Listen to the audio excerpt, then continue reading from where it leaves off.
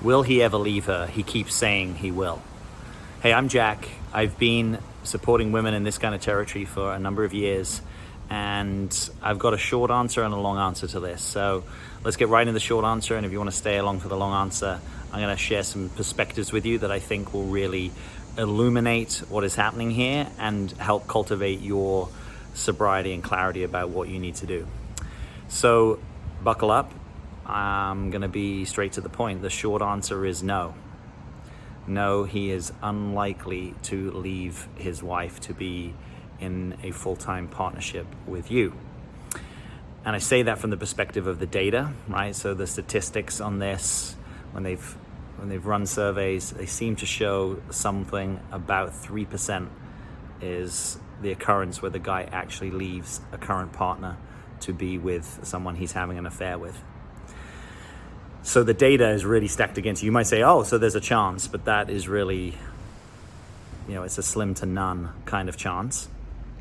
And also, having been in this territory with people in a coaching environment, what I've realized is that people aren't willing to easily accept what might be the truth of what is happening in this scenario. So even if you just put the data aside, and I talk to you about the lived experience of women who've been in this situation, not one person over now a 10-year, 12-year coaching career, not one person that I've worked with has actually had the resolution that the guy has left, right? So anecdotally, the odds are incredibly stacked against you. Let's get into the long story, right? So the long story is, I'm going to give you a 3-part perspective on this of why it's unlikely that the guy's going to leave. So if a guy has we're going to talk about values development, or the center of gravity of where someone's values are. If the guy has a more traditional value set, it's going to be hard for him to leave because it's likely to run counter to what is expected of him in the community, in his family, and also in his religion, right? So he might feel like there was a kind of an absolute commitment that he is not willing to break. Now you might say, well, he is breaking it because he's actually been seeing me on the side for months or years. And quite often, by the way, when people come to me in this territory, this sort of thing has been going on for years, right? Which is why it's painful for them, because they're kind of at their wit's end. This is year 8 and the guy is still saying that he's gonna leave, right? So often there's just a lot of time data on your side. Like, wow, if he was really gonna leave, he probably could have figured it out within 1 or 2 or 3 years. If he's still not figured it out within 8 years, then probably you're hypnotized to his words, but his words aren't conforming to reality, right? And I have some compassion for this. I also have compassion for the circumstance because, sometimes people leave judgmental comments about this, and I get that if you look at it from one perspective, like, don't mess around with someone that's in a relationship, right? I get that. But from another perspective, no one typically goes looking for this. It's not planned. And sometimes it's not actually easy to extricate yourself from the overall social surround, right? So it's one thing if you, so to speak, go to Vegas and you happen to meet someone and you could have either not got involved at all, or maybe there was some, lack of discernment, and then you kind of wake up the next day, the next week, and you decide, okay, I'm sorry, I've got to make repair, apologize, let's move on, right? But the vast majority of cases that I see is where the social surround is more complex. So the social surround is we're co-workers, or this is my boss, or this is my business partner, or this is, it's a best friend of someone, or it's someone who's, also got a role in the organization that I lead, right? Or like it's someone who's relying on me professionally. So that makes it really hard because you may have to both be sober about leaving the relationship and also making some adjustments to your social and professional life, which may have some negative impacts, right? If someone's relying on you professionally and you then say, hey, actually, am I not going to see you, emotionally and relationally, but I'm also going to not keep supporting you professionally, or I need to, transfer out of this. It's a lot for that person, particularly normally when they're the only person who's upholding sort of their end of the agreement, right? It's not typically, as I see it, like the guy says, look, this has got to end. we need to figure this out. One of us is going to have to get a transfer from the office. I'm willing to be that person if it makes sense. That's not what I see. What I see is a different kind of contract that's struck, which is the contract that's struck is normally that if it's a woman involved with a guy who's partnered, that actually the woman in some ways is in the disadvantageous situation, right? Like she's the one that's actually going to have to leave because he's not leaving, or he's not going to shut it down. And even though that he says the way that this is going to end is that we will be together, he hasn't actually got a plan to make that happen, right? He may think he has a plan, he may have rehearsed plans in his head, but if you look at it from the almost like a military plan, like this is a plan that we can and will execute. He's not there, right? And we don't even need to focus too much on making him wrong for that. What we really want to focus on is getting you what it is out of the situation, right? So if he's got traditional values, it's likely that he's not going to want to break the agreement and the tight social protocols that he's involved in. If he's a more modern guy with his values, he's probably running some kind of cost-benefit analysis, and he's probably realizing that he doesn't want to break up his family if he has one, or he doesn't want to break up his financial life, right? So I've seen this as a common refrain that a guy said to a woman, and it's being repeated to me, that he can't afford to leave, right? Or he's not willing to leave, and for him to have to figure out what the accommodation is, right? Like they co-own a house and they can't see any way that they're going to split it up. Now, all of that stuff can be real, right? I'm not saying that he's not in contact with some aspect of what's true. It's just none of that equals that he is actually going to leave, right? It's basically saying there are insurmountable obstacles. So normally that cost-benefit analysis doesn't come down on the side of he's going to leave. If he's a postmodern guy, he may have done a little bit more inner work, and he may have realized that part of what has him attracted to you is something that he's disconnected from in his own life. Now, that's also a big awareness ask. Sometimes that awareness isn't there. Sometimes that awareness only comes after the event. But maybe he has that sort of awareness. But to the extent he has that sort of awareness, that doesn't actually mean he's more likely to leave, right? Because what he might realize, and you may need to realize this as well, is that perhaps he's been living a mundane, kind of going through the motions existence, right? Perhaps he's in a sexless marriage, which is quite common. Perhaps he's in a lifeless marriage. Or perhaps he and his long-term partner are no longer connected, right? They kind of don't really have intimacy. They just sort of ships passing in the night. They kind of coexist, they cohabit, but they don't really share their lives. Maybe they share their financial lives, but they don't really share emotional and physical intimacy. And so it's like, okay, most guys want some kind of emotional, physical intimacy. So now you've showed up and you are providing that to him, right? So he's getting something from the equation, but he might then realize okay, I actually want emotional and physical intimacy, which you're providing. And so long as you keep supplying it, he may keep taking it, but he may realize that, he wants that all wrapped up in his primary relationship, right? He might actually want something where there's financial intimacy, which is a big part of intimacy. Don't mistake that. You depend on me and I depend on you for our, home and hearth and food and survival. It's a big thing, but it doesn't necessarily mean that we have emotional intimacy. So he may decide that he still wants that with one person. Now you may say, well, he could come and have that with me. Maybe, but the reality is that he hasn't decided that that's what's happening, right? He hasn't said, okay, I'm going to find a way to go through separation, right? He hasn't actually stepped into that. And so you're there wondering and just hanging on these words. He keeps saying he's going to leave and he keeps talking about it. He may be disconnected from what's possible. To be sober in these situations is incredibly difficult. And even if he had a kind of sobriety before the situation, once the situation's gone to a certain point and there's, romantic infatuation, there's lust, there's sexual energy, there's, sort of, how would we say, the freedom of the emancipated future, right? The freedom that, oh, wow, one day I could be free of my current constraints and with you, but I don't actually need to walk down that path in order to have it. I can just sort of have it as an ongoing possibility that keeps alive that my life could be better one day. Sometimes that's enough for people, right? It's broken the doldrums and the day-to-dayness and the minutiae and the stress and the disrepair of their primary relationship, but that doesn't mean they're actually going to leave it and be available for you, right? So, said differently, regardless of whether a guy has a more traditional, modern, or postmodern worldview, the data suggests that he's unlikely to leave his actual current relationship in order to be with you. One other way that you can be sober about this is to actually notice, do we have a real partner energy? Sometimes that is there, but quite often what you have is more of a lover energy, right? You're fulfilling more of that physical, sexual, and possibly emotional intimacy, but it's not like you have a natural sort of deepening set of commitments that are happening between you. I have seen it where people can coexist in this kind of arrangement for a long time, right? Where basically the guy holds it down with his current partner or wife in terms of, the home, the financial commitments, perhaps the children, perhaps some other aspects of their life. Maybe they have a business, maybe they have retirement accounts together. But you're the person that is in touch with him for the other parts of his life, but he's not actually looking for the upgrade, right? He's not actually looking to have all that with you. And if he were, that energy would be more obvious from the beginning, right?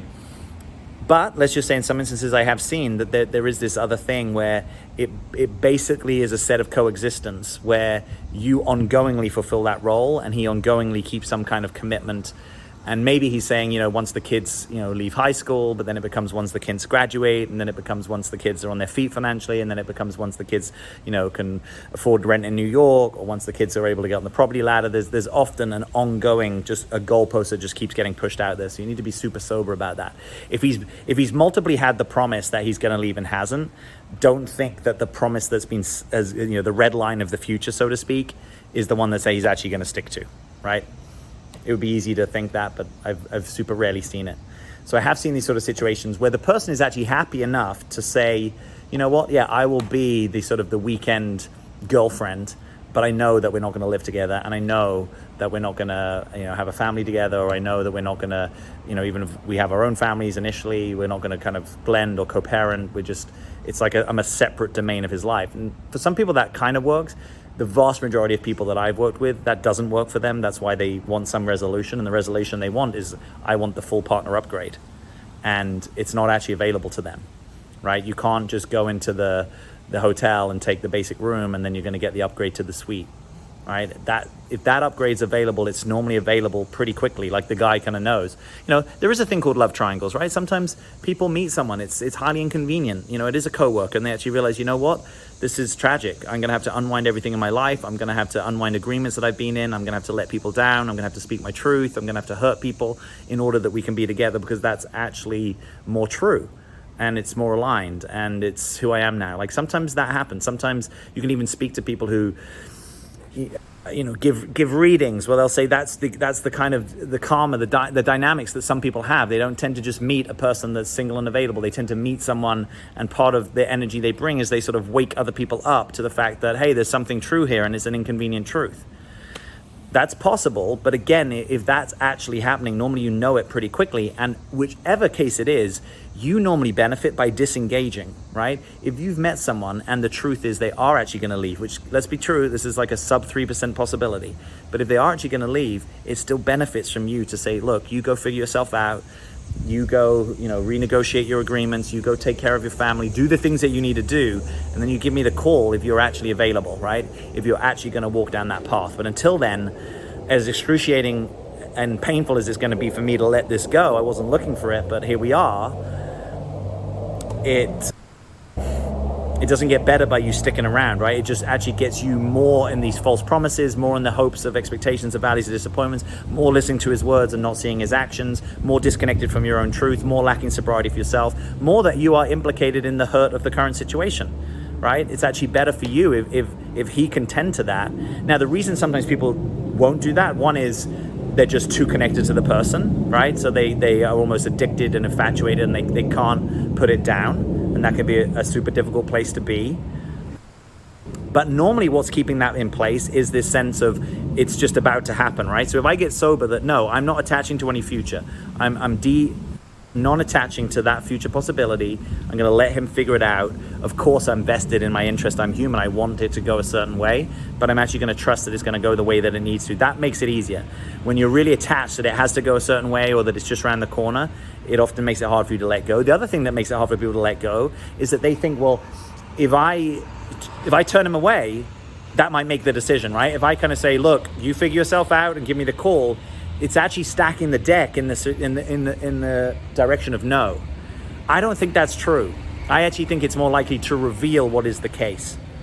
Like if he's not going to take a stand for you called, I'm going to have to unwind my life, which is, highly inconvenient, difficult, tragic, a lot of things. If he can't take that stand for you on his own, I don't think he's going to take that stand for you, right? So I think if you say, look, I'm going to be as mature as I can be. This is really hard for me, but I'm going to say no, let it go. You figure it out, and then you give me the call.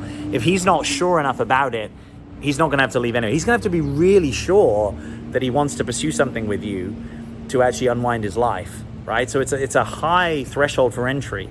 And I don't think you saying, look, I don't actually want to continue an illicit affair, that's not going to work for me. I need you to know where you stand, and I get it. Take some time, figure it out. You end up almost playing mini God, right? That every little move that you make has kind of these cataclysmic consequences. And you may have had the experience, well, I cut him off before and then he disappeared.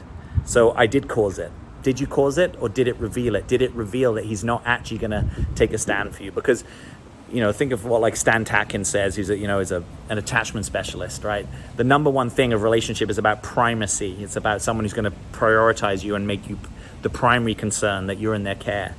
So sometimes you can't do that for another person, so you have to let it go, right? I've been in situations like that. It can be incredibly difficult. If he's not willing to prioritize you, to say, actually, yeah, you're the new priority, right? It's not going to be my current partner. It's going to be you. So this is going to have to move in this direction. If he's never willing to do that, it's always like, well, she's ill, or, well, we can't afford it. Well, there's excuses. And of course, life is hard. It's, it's not like everything is just going to line up for him easily, right? He's going to have to make some difficult decisions. But if he's not doing that, it's unlikely that at some point he's going to wake up. And by the way, I've also seen this where the guy's 8 years in and he hasn't made any real moves. He's still talking about it. And then when the woman eventually says, and she's probably tried to do this multiple times anyway, like enough is enough, then he'll blame her for sabotaging the relationship because he was, quote, just about to, have the conversation, leave his wife, do the thing, sort out a separation agreement, whatever it is. So don't overestimate the sobriety that you're receiving from a guy. Don't imagine that he has your best interests at heart. Because if he had your best interests at heart, I think it would probably go one of two ways. It would either go, I have a love for you, but I know I can't be with you, so I'm going to let you go. Or I have a love for you, so hang around, I've got to sort out my life, and then I'm going to come be with you. Everything else, he probably doesn't have your best interests at heart, right? And part of trying to love someone, even if you're doing a messy and poor job of it at times, is actually that you try to have their best interests at heart, right? That is one definition of love.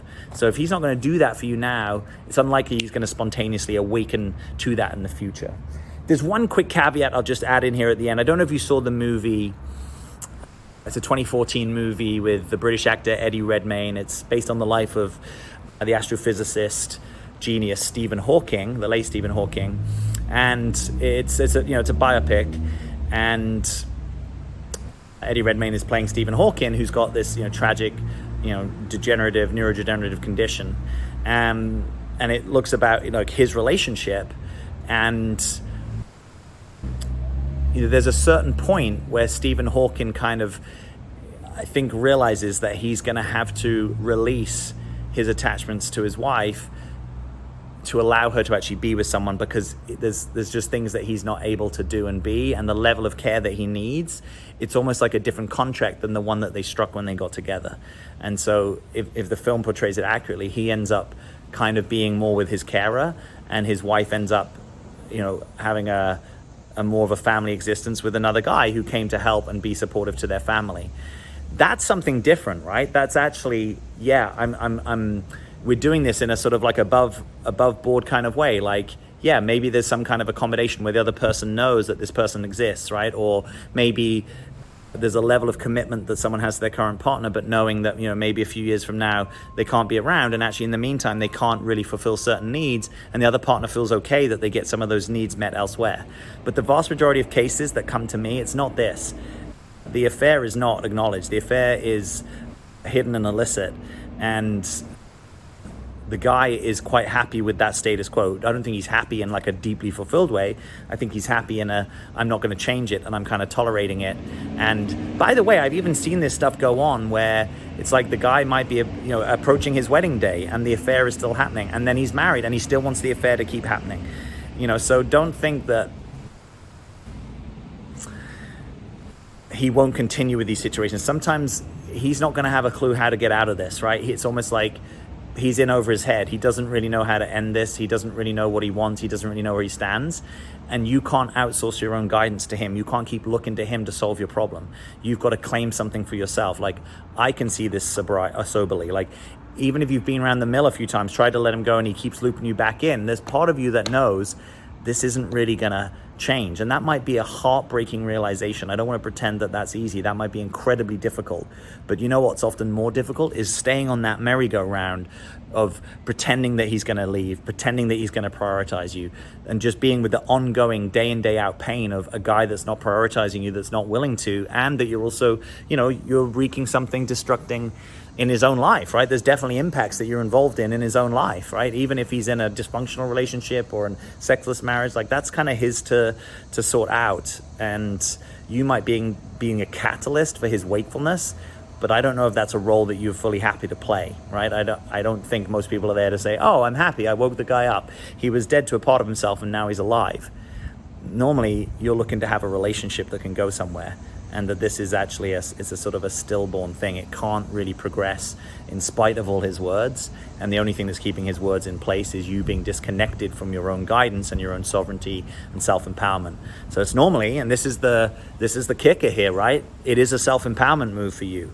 Even if it's one of the hardest or the hardest thing you've done, you actually claiming like, this is unfortunate because I wanted it to go a certain way, but it's just not going that way.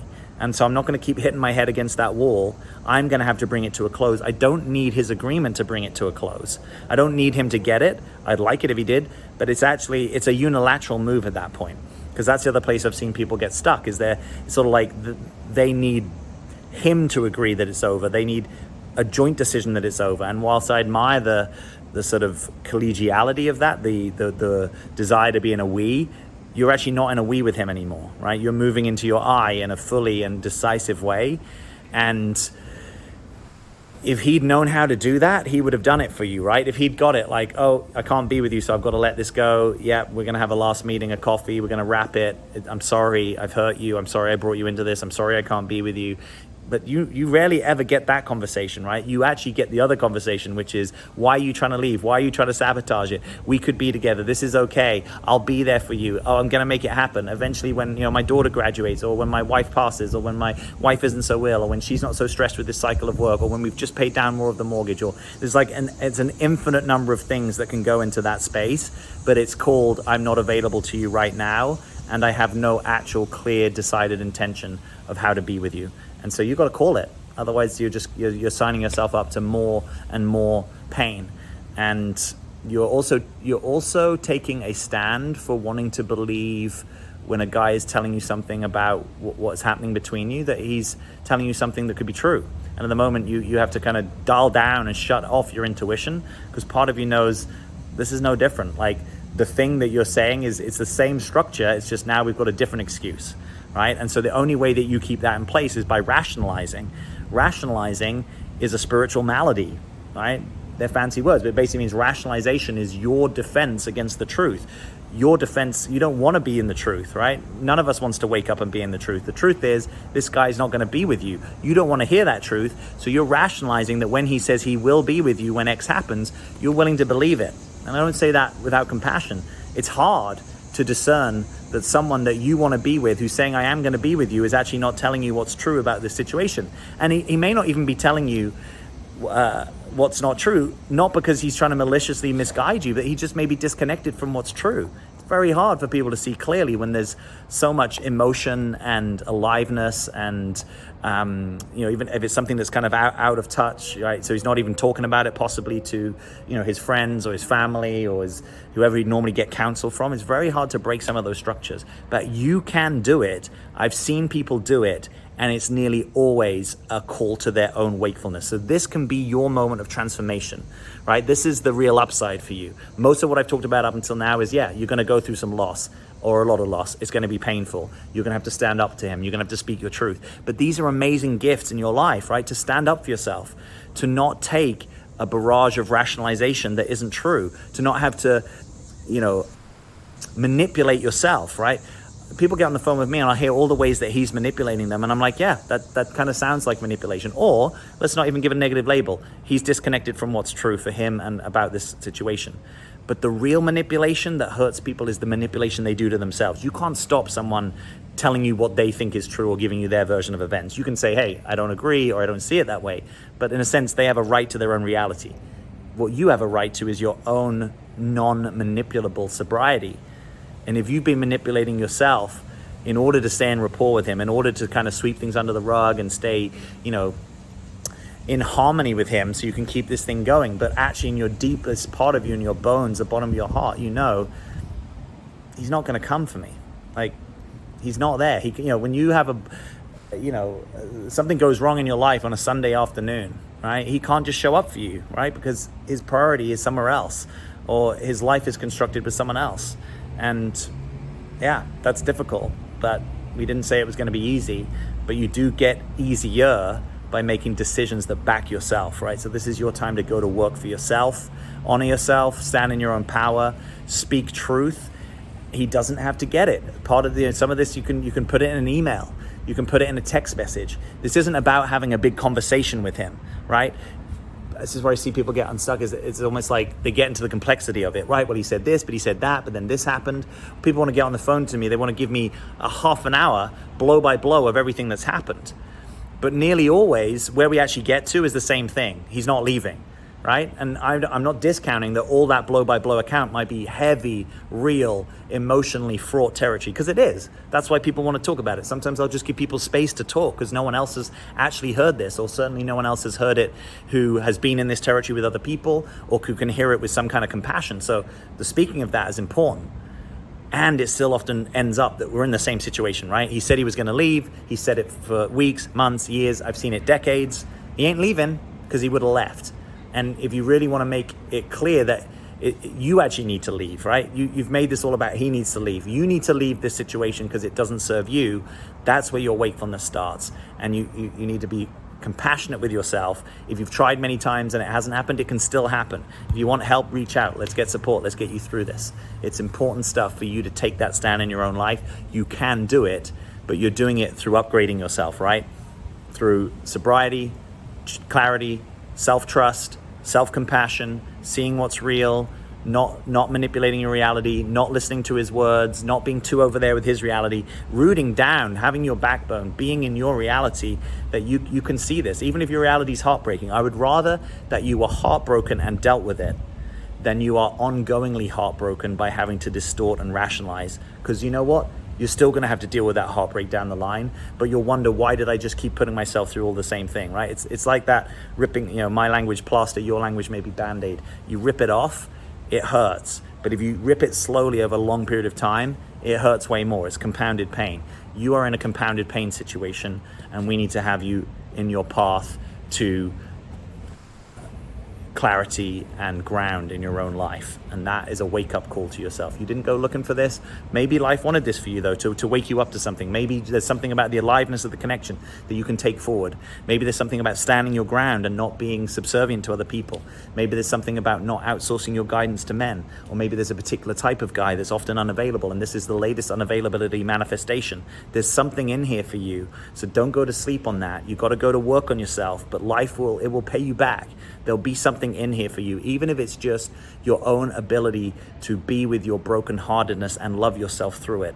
That is a huge thing, right? So there will be some silver linings here, but you've got to go to work with yourself first and start with that steadfast sobriety and do the difficult thing and do it as simply, as succinctly as possible. We're not here to debate in a court of law. We're not here to have a back and forth for weeks and weeks. We're here to draw the clarity and the punctuality to it. If he wants to call you in 3 years on the other side of a separation agreement, he can do it.